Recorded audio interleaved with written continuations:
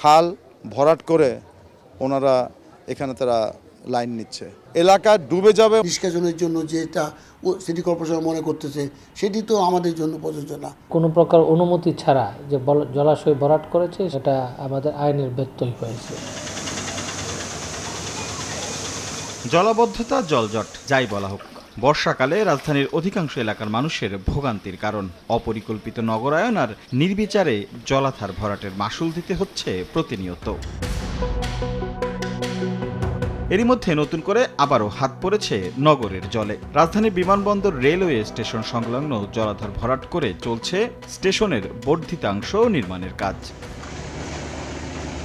Railway কর্তৃপক্ষ বলছে সম্প্রসারিত রেললাইনের জন্য এখানে হবে প্ল্যাটফর্ম ৩ ও ৪। তবে জলাধার ভরাট করার ফলে উত্তরা এয়ারপোর্ট এলাকায় স্ট্রম ড্রেনেজের পানি নিষ্কাশনে বাধা পড়বে, দেখা দেবে জলাবদ্ধতা, বলছে ডিএনসিসি। তবে এসব রেলওয়ের দেখার বিষয় না বলে সাফ জবাব রেলের। দুই দপ্তরে চলছে চিঠি চালাচালি। ওয়ালটন ফ্রিজ কিনে অনেকের মতো আপনিও হয়ে যেতে পারেন মিলেনিয়াল। সেরা পণ্যের সেরা অফার। যেখানে মাননীয় প্রধানমন্ত্রী বলছেন যে কোনো জলাশয়ে ভরাট করা যাবে না, কোনো কালভার্ট করা যাবে না, সেখানে আমি নতুন দেখলাম সপ্তাশ্চর্যর আরেকটা আশ্চর্য যে এখন খাল ভরাট করে ওনারা এখানে তারা লাইন নিচ্ছে। এলাকা ডুবে যাবে এবং এলাকার মানুষ গলা পানিতে থাকবে। পর্যাপ্ত নিষ্কাশনের ব্যবস্থা রাখা হয়েছে। উত্তরা থেকে টোটাল পানিটা এইখান থেকে নিষ্কাশনের জন্য যেটা সিটি কর্পোরেশন মনে করতেছে সেটি তো আমাদের জন্য প্রযোজ্য না। আমরা বলেছি ৬ ফিট পাইপ ইউজ করার জন্য, ১.৫ ফিট পাইপ ইউজ করছেন। আমরা আশা করি যে তাদের এটা বোধগম্য হবে। কোনটা ঠিক এবং কোনটা ঠিক না সেইভাবে আমরা তাদের বিস্তারিত উল্লেখ করে আমরা তাদেরকে ইতিমধ্যে জবাব দিয়েছি।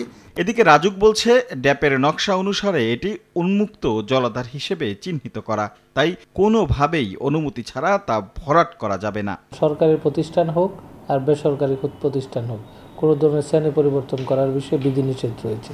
এই জায়গাটি ডিটেল এরিয়া প্ল্যানে সেটা পুকুর এবং জলাশয় হিসেবে চিহ্নিত করা আছে। কোনো প্রকার অনুমতি ছাড়া যে জলাশয় ভরাট করেছে সেটা আমাদের আইনের ব্যত্যয় হয়েছে।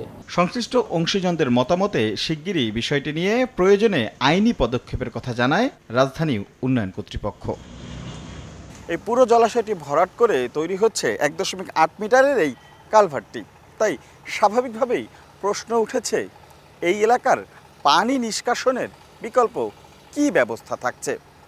পরিবেশবিদরা বলছেন চলতি মৌসুমেই এমন অপরিকল্পিত উন্নয়নের মাশুল দিতে হবে নগরবাসীকে।